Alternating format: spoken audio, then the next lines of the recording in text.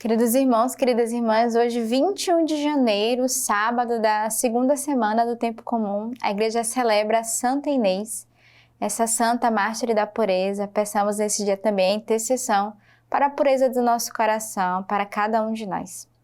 As leituras hoje que a Igreja nos oferece do livro dos Hebreus. Pois instalou-se uma tenda, uma primeira tenda chamada Santo, onde se encontrava o candelabro, a mesa e os pães da proposição. Por detrás do segundo véu havia uma outra tenda, chamada Santo dos Santos. Cristo, porém, veio como sumo sacerdote dos bens vindouros. Ele atravessou uma tenda maior e mais perfeita, que não é obra de mãos humanas, isto é, que não pertence a esta criação. Ele entrou uma vez por todas no santuário, não com o sangue de bodes e de novilhos, mas com o próprio sangue, obtendo uma redenção eterna. De fato, se o sangue de bodes e de novilhos, e se a cinza da novilha espalhada sobre os seres ritualmente impuros, os santifica purificando os seus corpos, quanto mais o sangue de Cristo, que por um Espírito eterno se ofereceu a si mesmo a Deus como vítima sem mancha, há de purificar a nossa consciência das obras mortas, para que prestemos um culto ao Deus vivo. Então a leitura de hoje vai falar da importância do poder do nome de Jesus, sobretudo do sangue de Cristo. É interessante porque vai dizer que o sangue de Cristo, por um Espírito eterno, se ofereceu a si mesmo como vítima sem mancha e há de purificar a nossa consciência. Então, nesse dia, peçamos o sangue de Jesus que venha purificar a nossa consciência, mas também purificar a nossa alma, os nossos pensamentos. Esse sangue de Cristo que tem esse poder, né, de nos libertar, de nos purificar. E que nós devemos, de fato, rezarmos também, né? Pedindo esse precioso sangue de Jesus que lave, que purifique a nossa alma e a nossa consciência. O salmo de hoje é o Salmo 46. Povos todos batei palmas, aclamai a Deus com gritos alegres. Pois o Senhor Altíssimo é terrível, é o grande Rei sobre a terra inteira. Deus sobe por entre ovações, ao clamor da trombeta. Tocai para o nosso Deus. Tocai, tocai para o nosso Rei, tocai, pois o Rei de toda a terra é Deus. Tocai música para mostrá-lo. Deus é Rei acima das nações, senta-se Deus em seu trono sagrado. Então é um salmo que convida a entrarmos neste festim, né? A tocarmos, a cantarmos, a louvarmos ao Senhor, a batermos palmas, para reconhecermos que Ele é o Rei, o Senhor da nossa vida, Ele que vai à nossa frente.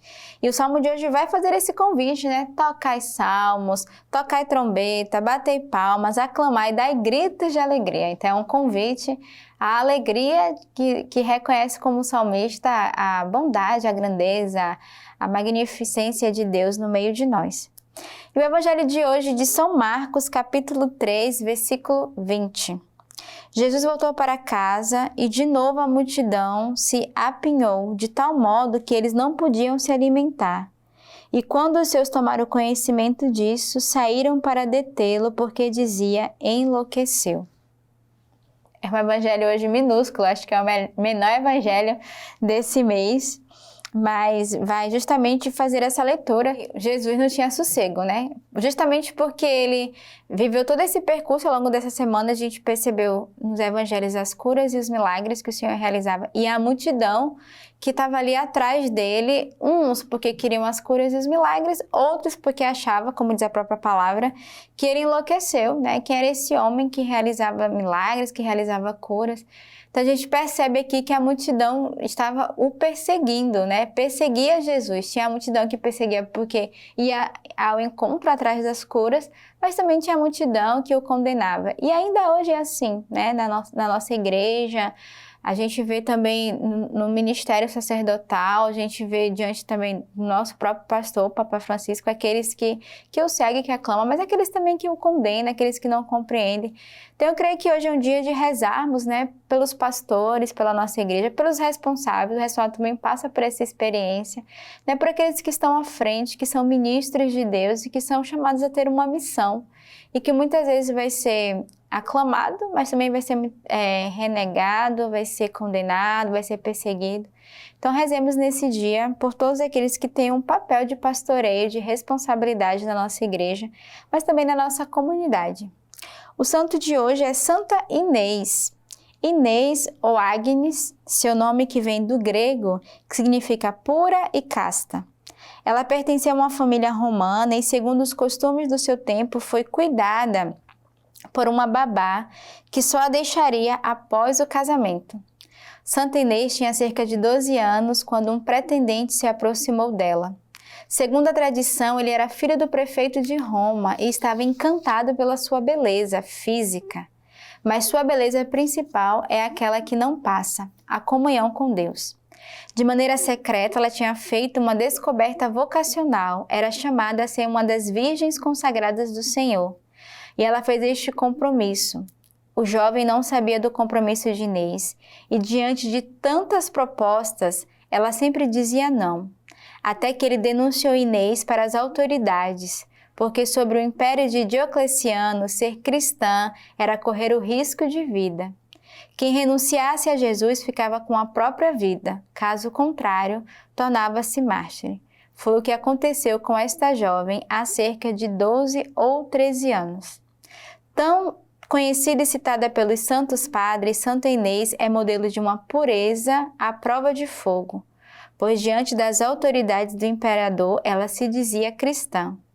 Eles começaram pelo diálogo, depois das diversas ameaças com fogo e tortura, mas em nada ela renunciava ao seu divino esposo, até que a pegaram e levaram para um lugar em Roma próprio da prostituição. Mas ela deixou claro que Jesus Cristo, seu divino esposo, não abandonava os seus. De fato, ela não foi manchada pelo pecado. Então, nesse dia, peçamos o testemunho, e a intercessão dessa bela jovem, Santa Inês, testemunho de pureza e de fidelidade a Jesus, ao seu compromisso. Então, peçamos ela também a pureza do nosso coração, mas, sobretudo, sermos verdadeiramente decididos por aquilo que nós queremos professar, por aquilo que nós abraçamos, que é a nossa fé. E ela que foi tentada tantas vezes, mas foi fiel até o fim, defendendo o seu voto de castidade, mas defendendo, sobretudo, a sua fé. Então, tenhamos a mesma coragem de Santa Inês de defendermos a nossa fé. E hoje, a liturgia da igreja, a liturgia das horas, nos traz a leitura do Tratado sobre as Virgens de Santo Ambrósio Bispo, ainda não preparada para o sofrimento e já madura para a vitória. Então, neste dia, peçamos essa intercessão como Santa Inês, que, mesmo se não estava preparada para sofrer, mas já era madura na sua fé, e peçamos essa mesma maturidade de defendermos até o fim a nossa fé, aquilo que nós professamos. Tenhamos um santo dia e que Deus os abençoe. Somos uma missão nesta terra e para isso estamos no mundo. Nós da comunidade Sementes do Verbo, com o carisma de tornar a Palavra de Deus acessível a todos, somos enviados para um novo campo de missão em Moçambique. A missão de São José de Boroma foi fundada em 1885 pelos jesuítas.